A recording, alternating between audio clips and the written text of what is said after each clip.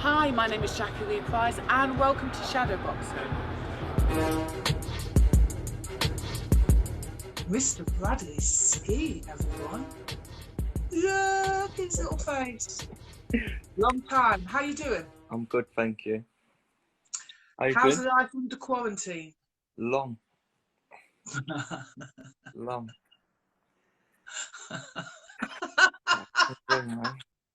Long, innit?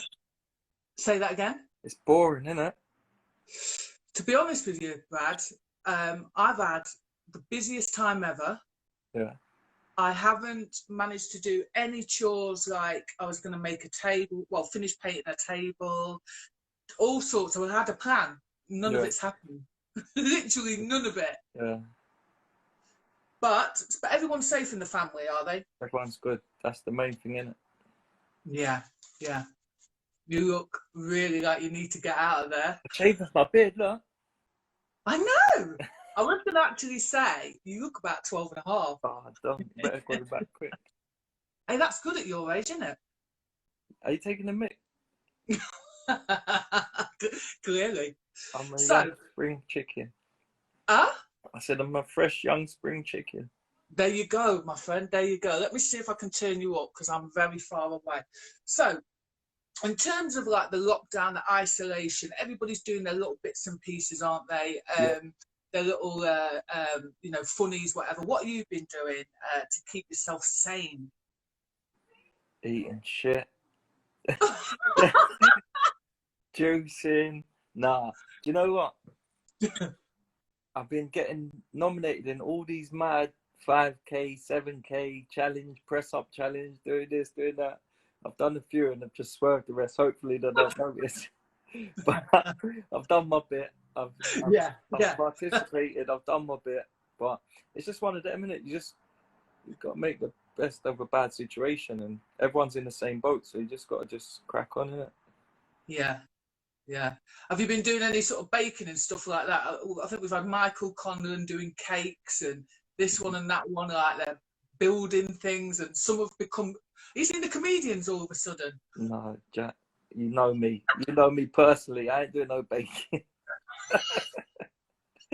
That's not me. I've got visions of you like in the kitchen. Nah, talking to your camera. Talking to anything, just please. You're lucky it's only you that have done this. I don't usually do things like this either. I'll have to say thank you very much. No, come on. It's been a long time, and it's too long. It has been too long. And to be honest with you, Brad, joking aside, so we're coming up to the 2-year mark. I think you've got cheap internet. It's coming up to 2 years since we started Shadowboxruk UK, and you were one of our first that we interviewed. So yeah, this is kind of almost like just to check in, see how you're doing. Also to say thanks, because you've always supported us. I'm not talking about just by giving us interviews. You've always been there. Yeah, you've always been there, you know, championing us on and liking everything, sharing everything. So firstly, I'd like to say thanks for that. No, you don't have to thank you for that. I know you personally, Jack, from way back. So anything you do, I'm going to support anyway. So, and like you've always done with me with the boxing. So the burning question, I've got to ask it, Brad, the burning question on everybody's lips that you're probably sick of hearing. What kind of chocolate have you been eating? No, that's not what I was going to ask. I know what's coming. So what is happening with the career? Is there, you know, is retirement imminent, or is it a situation where, especially now, you thought, oh man, I was just about to slip back in, and this has gone and happened? Yeah, no, do you know what, Jack? It's been a long time since I've been out the ring, and probably been a bit too long, to be honest. But at first, like, it was like retirement talk started getting spoken and all that. But I just, obviously, I come off a loss that I shouldn't even, like, it's just one of them things, yeah. I've like a couple losses, and like everyone wants to start writing me off and everything, but like my age, yeah, I'm 32, but I'm fresh. Like, yeah, I've had 31 fights. In them 31 fights, how many fights? I can count on one hand. I mean, tough fights I've had out of them 31s. Even the ones I've been like beaten and been stopped in, they ain't been tough fights. They've happened quick, two rounds. Like, it's not like I've been beat up and took punishment. Do you know what I mean? I'm fresh. I've had too long off, to be honest. But I needed it. Do you know what I mean? I've boxed since I was 7 years old. Like, I've rarely take time out the gym. I'm always in the gym, always training hard, like live the life. And yeah, I did need this time off. I should have took the time off before anyway. Like, obviously personal shit was going on in my life. No one knows, but I wouldn't bring it up in my boxing career and everything. But people know me personally, like yourself, knows what was going on. So maybe I should have took this time off anyway, before it started going pear shaped in the ring. But it's one of them, and it's life. Like, it's part of the journey. Yeah. So, but I'm not retired. I've not said I'm retired. Like, I've not never once said I'm retired. I'm not like done no interview or nothing to say I'm retired. Maybe people say it and whatever, they obviously assume it that because I've not been in the ring, not been in the gym or whatever. But I'm just having me time. Like, but I've had a bit too much me time now, and yeah, it's about time to get back and get on it. And yeah, just obviously I just need to sort out what I like want to do and what's going on and everything. And but now look, this is all going on. So it's one of them things, isn't it? It's all part. It's life, isn't it? It's one of them. It's what will be will be. So once this is all finished, then everything, I'll speak to who I have to speak to and sort out what I have to sort out, and hopefully crack on. I mean, well, I'm going to talk briefly about, you know, you did have stuff going on in your private life. You know, you chose not to talk about it, which is your prerogative. You know, there's people that say, oh, that's excuses, etc. I think what was a blessing in disguise in some ways is, like you say, now you've got time to sort of reflect. Yeah. But let's talk about that night. He was not the official opponent, was he? That was you originally were going to box. Yeah, that night I didn't even have an opponent. Like, do you know what I mean? That whole training camp, I was training for someone I didn't know who I was fighting. Do you know what I mean? I did that whole training camp. I didn't have a concrete opponent set in place. 1 minute is this one, 1 minute is that one. That like I was just training. Do you know what I mean? But that's part of boxing. It happens. It's one of them things. But probably it was a week and a half out until the fight. Then I'd get an opponent. And even then, I'm thinking, oh, is it going to be him or not? It was a title fight, then it's not a title fight. Then it's like, do you know what I mean? So I was thinking, nah, it's too like far in now to going to get someone short notice for a title fight. Like, but it's just one of them, and it's just, mate, like, I just too nice. I should have just put my foot down and been like, nah, it's taking the piss. Like, what's going on? Do you know what I mean? But me being me, Mr. Nice Guy, just grin and bear it and be like, yeah, the yes man I am. And like, just, it's one of them. But do you know what? It's boxing. Like, you have to beat and who they put in front of you, and that's one of them things. But it's mentally, it's like, it's boxing, it's physical, but it's like, it's mental as well. And my head won't right, and I admit that. So I won't make excuses. Do you know what I mean? It's one of them things. I got beat.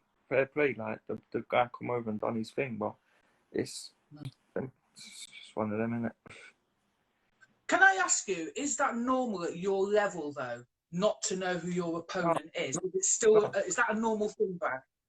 No, of course it ain't. No, of course it ain't. But it's just, it's one of them, and I could go in, but it's like, it's just gonna get me nowhere, innit? Like, but it's one of them.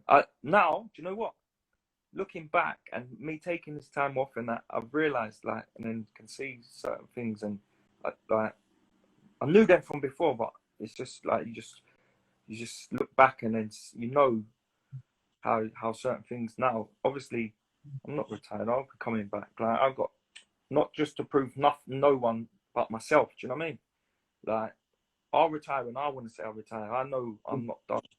Like, and I'm far from done. People as well, like, listen, I've got mad love and support from, like, it's been, I don't know, it's like, it's been well like well over a year now I've not boxed, and I'm still getting mad support and love from people like who still want to support me and everything, and that just goes to show like, and then the people who want to write me off, they need to realize like what I've done and where, like domestically I still say I'm up there. Do you know what I mean?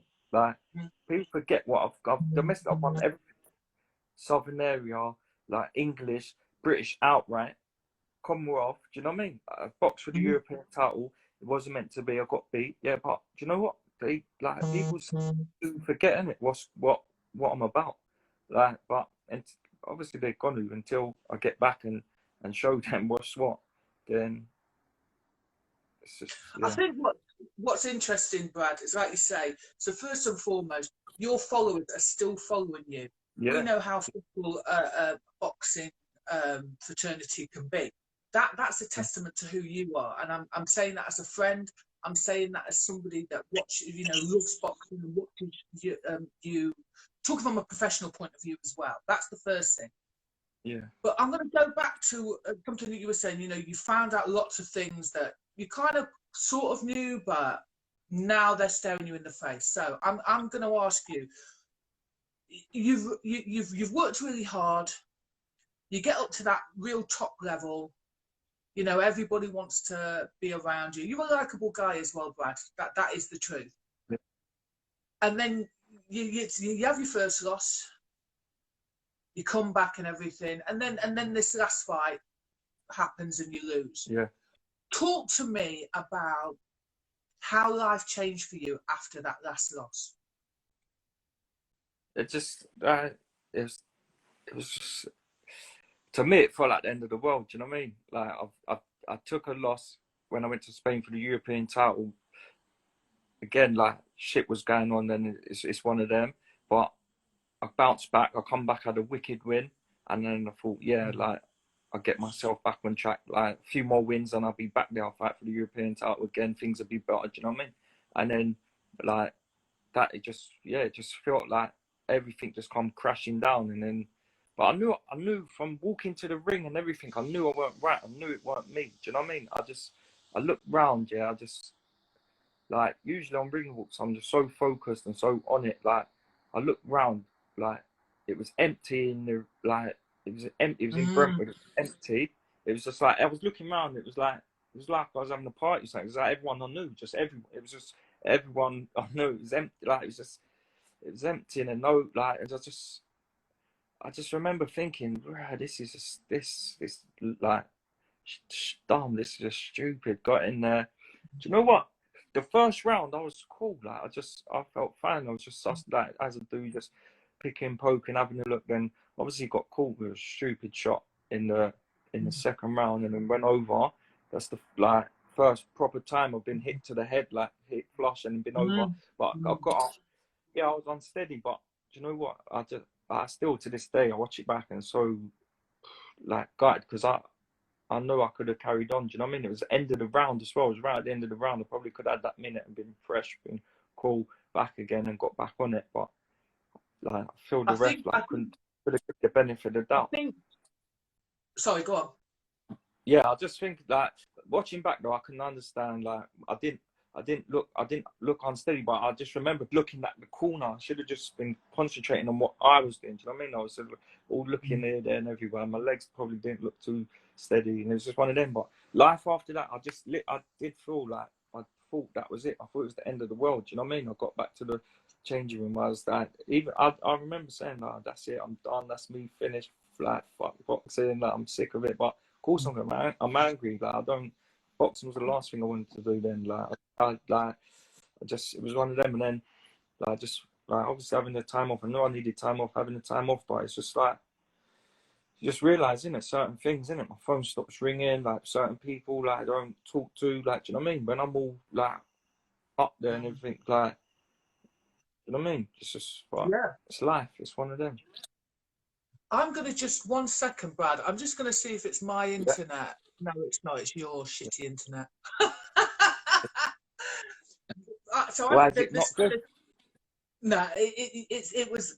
I can't see your face clearly. That's what it is. So I'm going to attack that answer in two parts. First and foremost, I've never told you this before, Brad, but the lead up to that fight. So I'm quite around a lot. For my last few fights, you was around a lot, innit? You was in the gym, you was around a lot, innit? Yeah. But you know that last fight, and I feel it with my own. I felt it with my own boxers when we're going into competition. You know, you always get nervous, especially if they're a friend, and you know, I think if you're in the corner yourself, the way that the nerves kind of dissipate is that you're trying to concentrate on what you're doing and watching and blah blah, right? Yeah. And you get nervous for a friend anyway. You always do. But the week leading up to this, Brad, I felt sick every day. Yeah. I just felt off all week. And then, like you know say, what? we get there and just things like, I don't know, just ridiculous things like trying to organise a dress for the evening and trying to organise getting there, staying there. Just the whole thing. I can't. And I actually sat in the crowd on the first, like, sort of away from the ringside. Yeah. And I can't begin to tell you how sick that I felt. This is even before the first round. Yeah. I'm not. Now you said that, I remember you was around a lot in the gym, like with me, like, because I remember before that, like for my comeback fight, you done a lot with us as well, didn't you? Was down the gym, you was filming everything. Yeah. So I remember you was around a lot. So you're the same. Anyway. Yeah, but I fell in the changing room. I fell over in the changing room. I fell off a chair, something. But that whole week was. And I spoke to Johnny. No, you missed that. No, you missed that. Thank God. But I was saying, I was saying to Johnny after, not after the fight, but we got a lift home together one time, and I was just like, you know what, Johnny? Honestly, I had the worst vibe. I felt sick, and I don't know. I don't know what it was, but I just knew that night, even though in the first round, and I've had a look at the fight again last night. Just boxing, just perfectly, you know, just having a look, nothing coming back really, but yeah, I was just in my stomach. I felt like I was going to vomit all through that first round. So,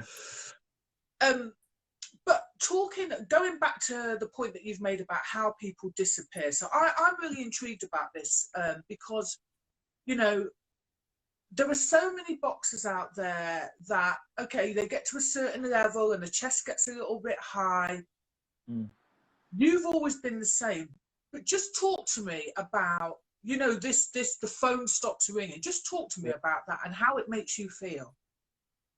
Listen, it's one of them, innit? Like, it's you know, deep down, you know, innit? Like, you know that them sort of certain people around you anyway, but when it's real, like when you see it with, like, when you see it for yourself and then realize it, then it hits home. But it's one of them, like, it don't make me feel no certain way, because I know personally when I'm back to where I was, and if not better, them people can't come around me thinking they can be around me, bro this and bro that and all that. They can't do that. Do you know what I mean? Nope.